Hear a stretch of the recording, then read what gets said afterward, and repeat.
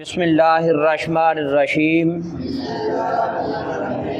فصل دوم در سنت ہائے غسل۔ عزیز طلباء، آج ہم نام حق کا 15واں سبق پڑھنے کی سعادت حاصل کر رہے ہیں جو غسل کی سنتوں پر مشتمل ہے۔ غسل کی سنتوں پر مشتمل ہے۔ مصنف رحمۃ اللہ تعالی علیہ نے اس کو اپنی کتاب کے غسل کے بیان کی دوسری فصل میں ذکر فرمایا کہ در سنت ہائے وضو، در معنی میں سنت ہائے جو ہے یہ سنت کی جمع ہے، غسل نہانے کو کہتے ہیں، غسل کرنے کو کہتے ہیں۔ دوسری فصل غسل کی سنتوں کے بیان میں سنت غسل جملہ کی 5 است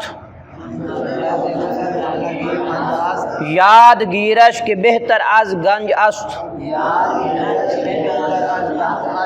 سنت معنی سنت، غسل معنی غسل، غسل کی سنت، جملگی تمام کی تمام، جملگی کہتے ہیں تمام کو۔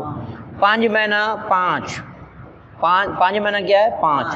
است معنی ہے یادگیرش، یادگیر، یہ گرفتن مصدر سے اسم فاعل سمائی ہے۔ شین معنی اس کو، یادگیر معنی یاد رکھ، کے معنی جو، بہتر معنی بہتر، از معنی سے، گنج معنی خزانہ، است معنی ہے۔ غسل میں غسل کی سنت تمام 5 ہیں۔ غسل کی تمام سنت 5 ہیں۔ اس کو یاد کر جو خزانے سے بہتر ہے، جو خزانے سے بہتر ہے۔ شستن دست و فرج باید پیش، دور کردن نجاست از تن خواہش۔ شستن مصدر ہے، اس کا معنی ہے دھونا۔ دست معنی ہاتھ، واو معنی اور، فرج معنی شرمگاہ، باید معنی چاہیے، پیش معنی پہلے، دور کردن معنی دور کرنا، نجاست معنی نجاست، از معنی سے، تن معنی جسم، خواہش معنی اپنے۔ شستن دست و فرج باید پیش، پہلے ہاتھ اور شرمگاہ دھونا چاہیے۔ دور کردن نجاست از تن خواہش، اپنے جسم سے نجاست دور کرنا۔ پس وضو ساختن ز بہر خدا، شستن تن سے بار سر تپا۔ پس میں نہ پھر، وضو میں نہ وضو، ساختن میں نہ بنانا، ساختن میں نہ کیا ہے؟ اچھا یہاں معنی ہم کریں گے کردن والا، کرنا۔ زے میں نہ سے باہر خدا، خدا کے لیے، اللہ تعالیٰ کے لیے۔ شستن تن جسم کا دھونا، سے میں نہ 3 بار میں نہ بار، سے بار 3 مرتبہ۔ سر میں نہ سر، تا میں نہ تک، پا میں نہ پاؤں، یعنی سر سے لے کر، سر تا پا کا میں نے سر سے لے کر پاؤں تک۔ ترجمہ سمجھے ذرا۔ پس وضو ساختن ز بہر خدا،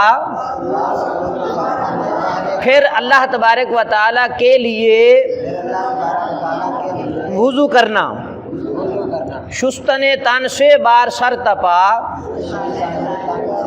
3 مرتبہ جسم کا دھونا، سر سے لے کر پاؤں تک۔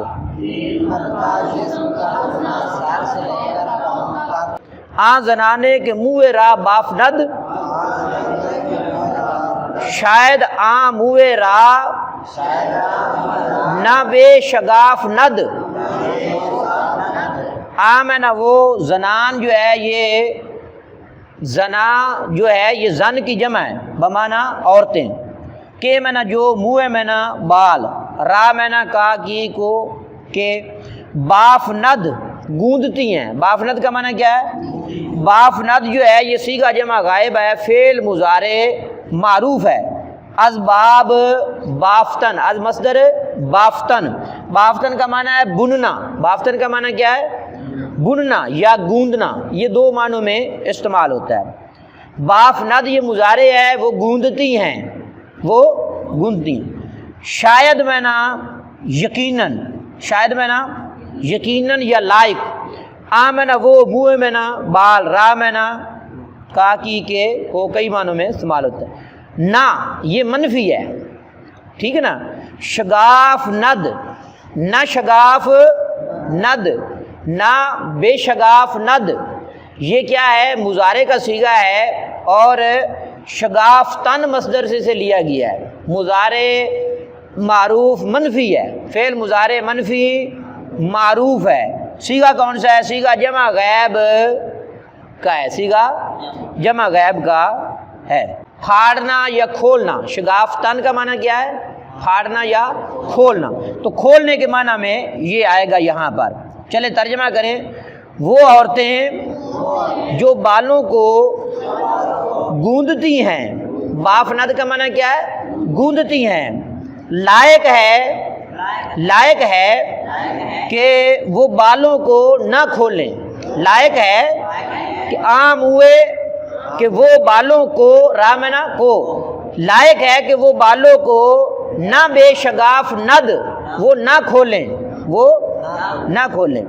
مصنف رحمۃ اللہ تعالی علیہ ذکر فرما رہے ہیں کہ اکثر یوں ہوتا ہے کہ عورتیں اپنے بالوں کو گوندھ لیتی ہیں، مضبوطی سے سخت کر کے باندھ لیتی ہیں، اور یہ لائق ہے کہ ہو سکتا ہے کہ عورتیں اپنے بالوں کو نہ کھولیں۔ اب مصنف ان کو سمجھانا چاہتے ہیں کہ جب بال مکمل طور پر سختی سے بندھے ہوئے ہیں اور جن کی جڑوں تک پانی نہ پہنچے تو پھر عورتوں کو کیا کرنا چاہیے، ذرا غور کریں۔ در تگے منہ چوں آب راند، بافتہ خشک ہم چنا ماند۔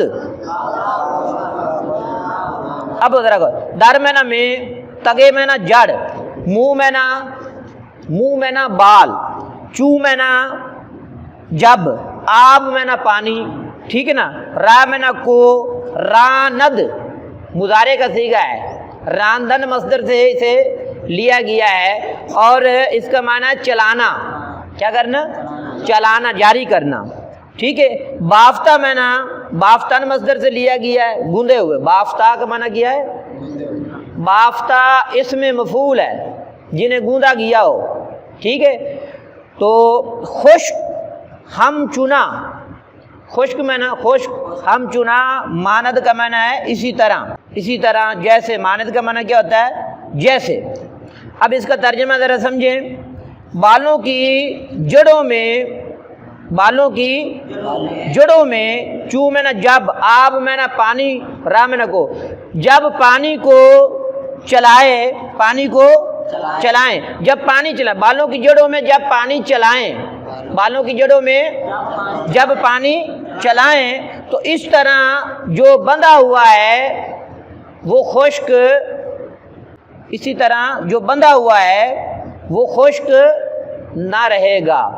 لیکن مصنف نے یہاں ترجمہ کچھ اور ہی کیا ہے، اسی طرح خشک رہیں اس نے ترجمہ کیا ہے۔ اسی طرح جو خشک ہیں، ذرا دوبارہ بامحاورہ ترجمہ سمجھیں اس شعر کا، اسی طرح جو خشک ہیں، اسی طرح جو بندھے ہوئے بال خشک ہیں، جب تو بالوں کی جڑوں میں پانی چلائے تو پھر وہ خشک نہیں رہیں گے۔ عزیز طلباء، یہ نام حق کا 15واں سبق جو ہے آپ نے پڑھ لیا ہے۔ اللہ تعالیٰ آپ سب کو علم نافع عطا فرمائے۔